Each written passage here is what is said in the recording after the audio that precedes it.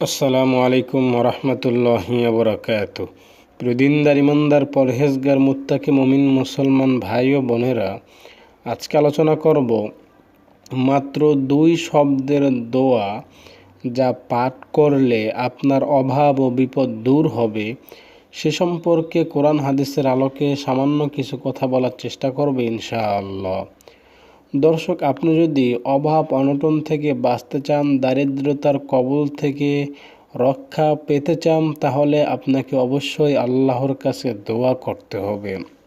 আল্লাহর কাছে যখন আপনি প্রার্থনা করবেন, দোয়া করবেন, তখনই আল্লাহ আপনাকে সম্পদশালী বানিয়ে দেবেন, ধনী বানিয়ে দেবেন, আপনার অভাব অনটন অসচ্ছলতা দারিদ্রতা দূর করে দিবেন। দর্শক, ইসলাম আমাদেরকে সবসময় ধনী হতে উৎসাহিত করেছে। ইসলাম কখনো বলে না দারিদ্রতা নিয়ে বসবাস করতে। বিশ্বনবী মুহাম্মদ সাল্লাল্লাহু আলাইহি সাল্লাম বলেছেন, যদি কোনো ব্যক্তি এই 2 শব্দের দোয়াটি পাঠ করে, তবে আল্লাহ তাআলা তাকে অভাব থেকে দারিদ্রতা থেকে মুক্তি দান করবেন, সচ্ছলতা দান করবেন এবং আল্লাহ তাআলা তাকে সম্পদশালী বানিয়ে দিবেন।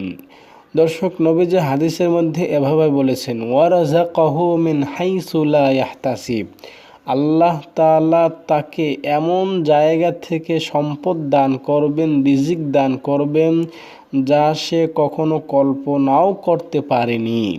দর্শক, নবীজির এই হাদিসটি রয়েছে ইবনে মাজাহ শরীফে। দর্শক, আপনি আস্তাগফিরুল্লাহ আস্তাগফিরুল্লাহ আস্তাগফিরুল্লাহ এই মাত্র 2 শব্দের দোয়াটি বেশি বেশি পাঠ করবেন, তাহলে নবীজি বলতেছেন আপনার অভাব এবং বিপদ দূর হয়ে যাবে।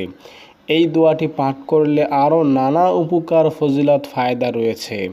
তাই এই 2 শব্দের দোয়াটি আপনি যখন স্মরণ হবে তখনই এই 2 শব্দের দোয়াটি পাঠ করবেন। ইনশাআল্লাহ আল্লাহ তাআলা আপনাকে সম্পদশালী, আপনাকে অভাব অনটন থেকে মুক্ত করবেন।